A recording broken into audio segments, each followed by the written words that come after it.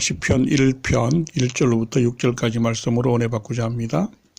복 있는 사람은 악인들의 꾀를 따르지 아니하며 죄인들의 길에 서지 아니하며 오만한 자들의 자리에 앉지 아니하고 오직 여호와의 율법을 즐거워하여 그의 율법을 주야로 묵상하는도다.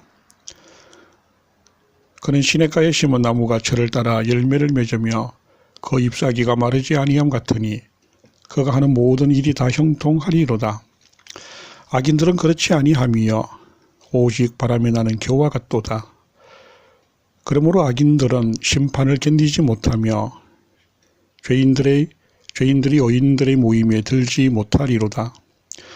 무릇 의인들의 길은 여호와께서 인정하시나 악인들의 길은 망하리로다.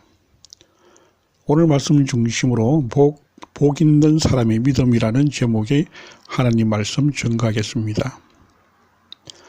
다운로드라는 내려받아서 저장하는 것이고,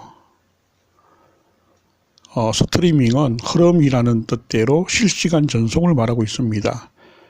예전에는 높은 동네, 즉 달동네에 사는 분들은 항상 물이 문제였습니다. 제한급수를 하게 되면 언덕 아래까지 내려가서 지게로 물을 날라야 했습니다.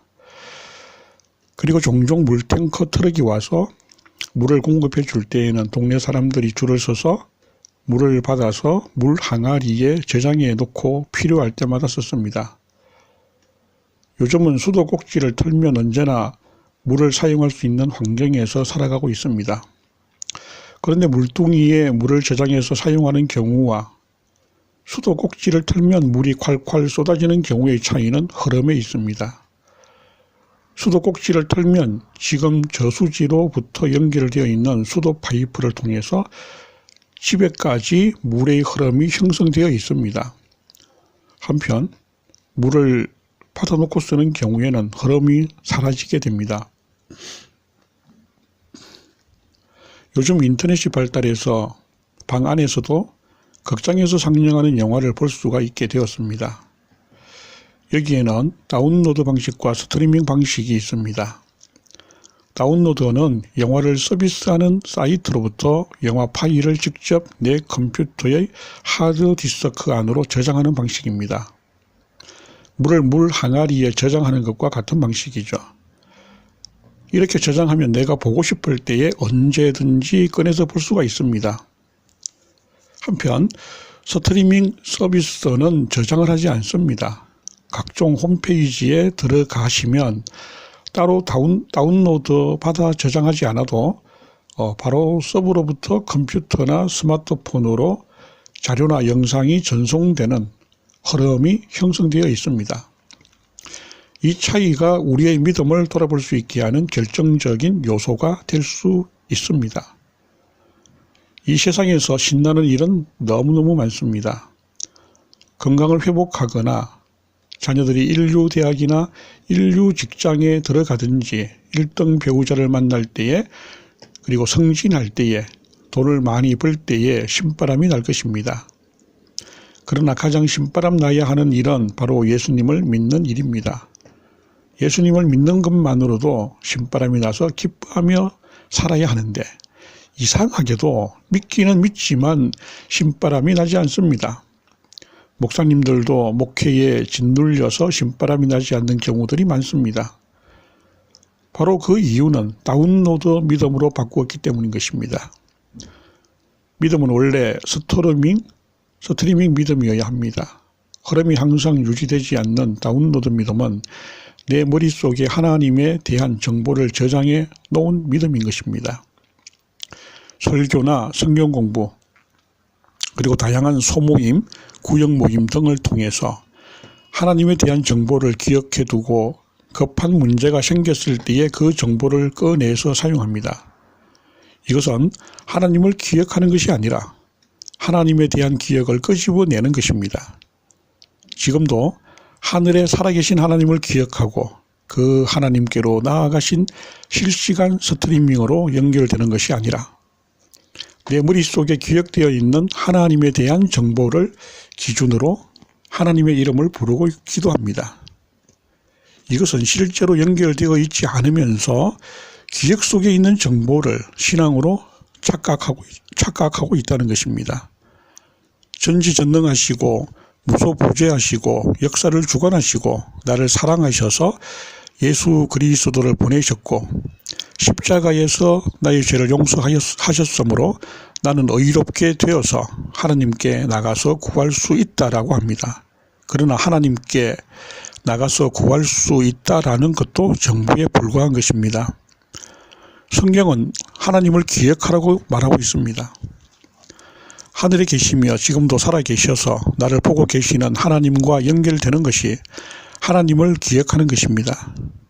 그러나 거의 대부분의 신바람이 나지 않는 믿음의 상태는 하나님을 기억하는 것이 아니라 하나님에 대한 기억을 활성화시키는 것뿐인데 이 상태를 믿음으로 착각하고 있다는 것이죠.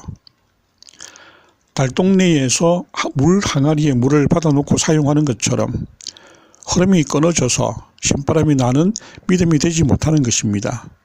이것은 하나님과 십자가에 달리신 예수님을 생각하는 우리 믿음의 기본적인 태도가 잘못되었고 또한 이 잘못된 태도가 그대로 용인되고 있기 때문입니다.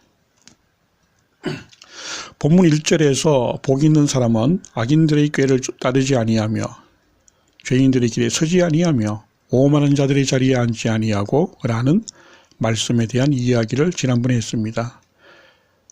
복 있는 이라는 뜻이 똑바른 길로 나아가다라는 뜻의 동사에서 파생된 단어입니다. 복이 있다라고 하는 것은 똑바른 길로 나간다는 이야기죠. 똑바른 길로 나가는 것이 바로 복입니다. 내가 있고 그리고 세상이 있습니다. 이 세상에는 내 몸도 있고 가족도 있고 재물도 있고 권력도 있습니다. 몸이 있기 때문에 만나게 되는 모든 것들을 포함하고 있습니다. 그리고 한편에는 하나님이 계십니다. 이렇게 삼각관계가 이루어지는 것입니다. 이럴 때에 우리의 마음이 나가야 될 똑바른 길은 하나님께로 향하는 것이고 이 길을 가는 자가 바로 복 있는 사람인 것입니다. 반대로 죄인은 세상을 향해 가는 자입니다. 하나님과 세상으로 가는 길을 결정하는 기준은 마음의 공백입니다. 이렇게 비어있는 마음이 채워지고 만족과 기쁨을 누릴 수 있다고 확신하는 쪽을 향하게 되는 것입니다. 사람들이 돈을 벌려고 하는 것은 돈을 벌면 마음이 만족하고 기쁠 수 있다고 믿기 때문입니다. 반면에 하나님께서 가려고 하는 이유도 하나님 때문에 기쁘고 만족하며 살 수 있다고 믿기 때문입니다. 죄인들은 마음이 돈에 가 있는 상태에서 하나님을 부르는 자들입니다. 악인은 이 세상 것으로 만족할 것이라고 믿는 사람이고 죄인은 그 믿음대로 행동하는 자들입니다. 그 행동하는 여러 가지 방법 중에 하나로 하나님을 찾아서 이용하려는 것입니다. 이런 사람들은 하나님의 이름을 부르면서도 멸망당할 죄인인 것입니다. 바로 여기에 문제가 있습니다. 왜 이렇게 하나님께로 가기는 힘든 것일까요? 시냇가에 심긴 나무가 시절을 쫓아 과실을 맺는 것처럼 우리 마음이 하나님께로 갈 수만 있다면 하나님께로부터 나오는 끊임없는 흐름을 형성하면서 뜻이 주어지고 의도가 주어지고 능력이 주어집니다. 우리의 뜻을 이루는 것이 아니라 하나님의 뜻을 이루시기 위해서 끊임없이 하늘의 기운이 흘러 들어오는 것입니다.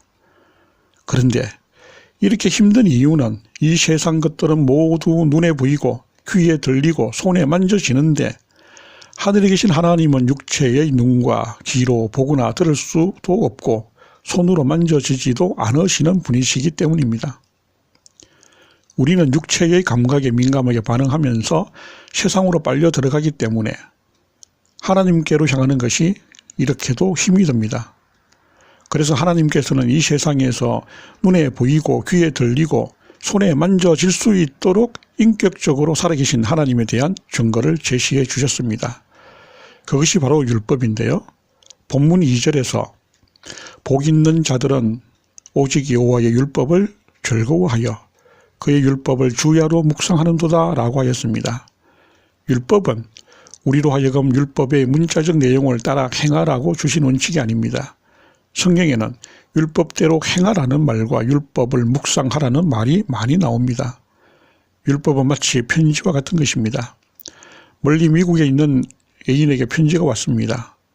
애인이 보고 싶을 때마다 편지를 꺼내어 읽어봅니다. 이 편지의 내용이 미국에 있는 애인에게로 내 마음을 옮겨다 주기 때문입니다. 이처럼 율법의 첫 번째 기능은 살아계신 하나님께 마음을 보내게 하는 증거입니다. 예수님께서 재물과 하나님을 겸하여 섬길 수 없다고 말씀하셨는데 재물과 하나님을 비교해 봅니다. 재물은 보이기도 하고 만져지기도 하지만 하나님께서는 보이지도 않고 들리지도 않고 만져지지도 않습니다.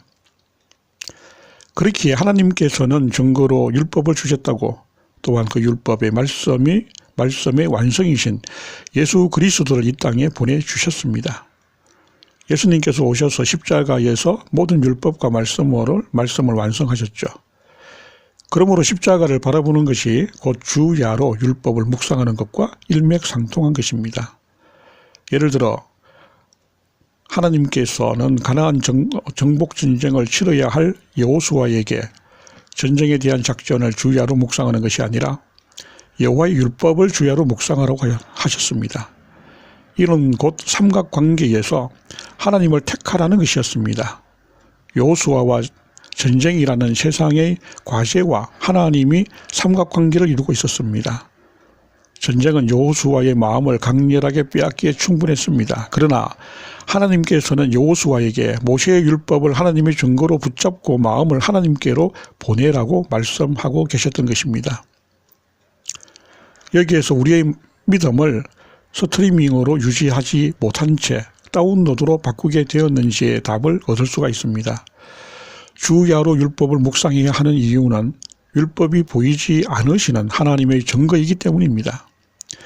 이 율법에 마음을 두는 것은 곧 하나님께 마음을 보내는 것입니다. 주야로 묵상하는 것은 곧 하나님께로 향하는 마음을 흐름으로써 유지하는 것입니다. 하나님께서는 선민들에게 애굽에서의 10가지 재앙과 홍해를 가르는 기적을 보여주시고 또한 반석에서 물을 내시며 당신을 소개하셨습니다. 그렇게 하신 뒤에 율법을 주야로 기억하여 마음의 흐름을 유지할 것을 요구하셨죠. 하나님에 대한 흐름을 유지하도록 율법과 십자가를 주셨습니다. 그러므로 율법을 묵상하고 십자가를 바라보면서 하나님에 대한 흐름을 유지할 때에 하나님으로부터 살아있는 흐름이 유지될 수가 있습니다. 우리의 믿음이 어떻게 다운로드로 바뀌게 된 것일까요? 돈을 벌고 싶어서 사업하시는 장로님이 계십니다. 이분에게는 사업을 해서 흑자를 얻기 위한 마음이 흐름으로 형성하게 됩니다. 이렇게 사업과 돈에 대한 지속적인 흐름을 형성하면서 하나님을 부르는 것입니다. 마음은 두 가지 대상을 향하여 동시에 흐름을 유지할 수는 없기 때문에 이럴 때에 부르는 하나님은 내 기억장치에 다운로드된 하나님일 수밖에 없습니다. 자녀를 기르는 부모라면 자녀에게 계속해서 마음을 스트리밍하게 됩니다. 그럴 때에 하나님에 대한 관계는 스트리밍을 유지하지 못한 채 다운로드된 상태에서 기억에 의존하게 되는 것입니다. 기억 속에 있는 하나님을 꺼내어서 믿음으로 생각하고 자녀에 대한 소원이 이루어지기를 간구하게 됩니다. 이렇게 실시간으로 하나님과 관계를 맺지 못하고 하나님에 대한 기억에 의존하고 있기 때문에 그 기억과 정보가 아무리 많고 해박할지라도 그것은 실제 하나님과 연결이 되지 않습니다. 반면에 스트리밍 믿음은 여호수아처럼 나와 전쟁과 하나님의 삼각관계에서 하나님의 계심의 증거물인 율법을 주야로 묵상하는 것과 같은 것입니다. 계속해서 마음의 흐름을 유지할 때에 내 몸이 있는 곳에서는 전쟁이 일어날지라도 내 몸은 수도꼭지가 되어서 하나님의 뜻을 흐르게 하는 것입니다.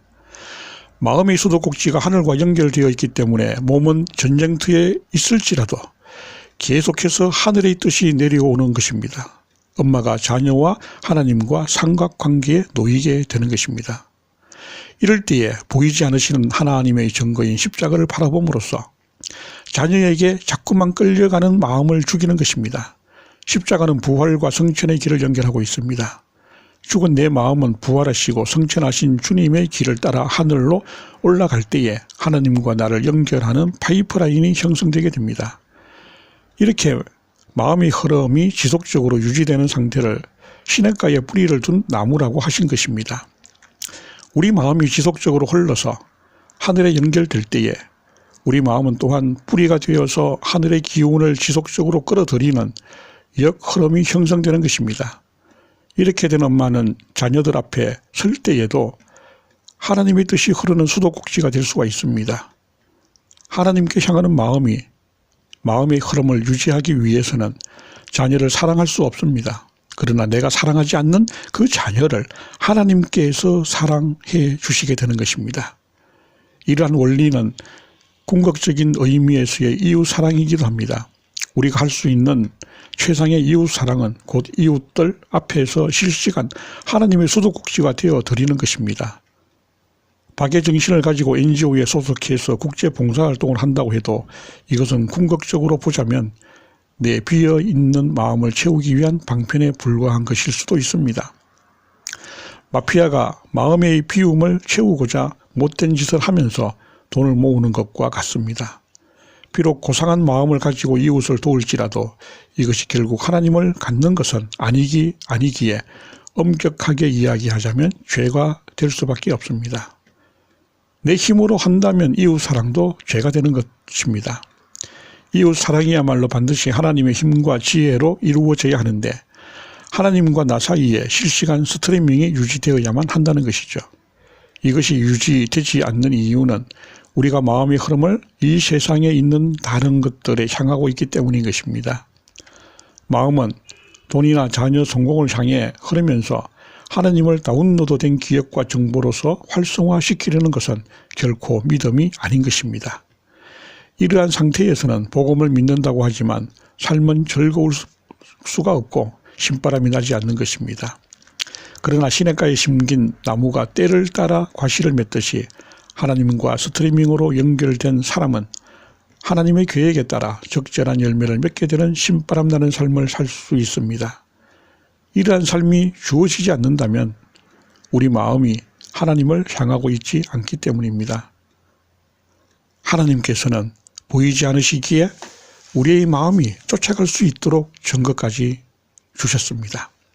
그 증거를 붙잡는 일에 소홀함으로써 하늘을 향한 마음의 흐름을 만들지 못할 때에 믿음은 살아있는 스트리밍 믿음이 아닌 죽은 다운로드된 믿음이 되어버리는 것입니다.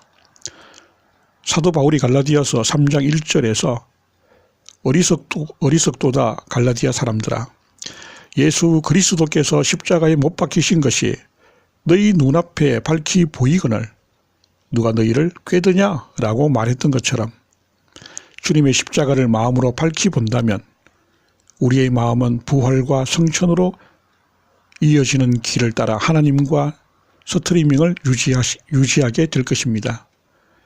이 믿음의 길을 따라 하늘의 기운이 내려오면서 내 몸은 가는 곳마다 하늘 기운을 흐르게 하는 수도꼭지가 될 것을 확신하면서 말씀을 마치겠습니다.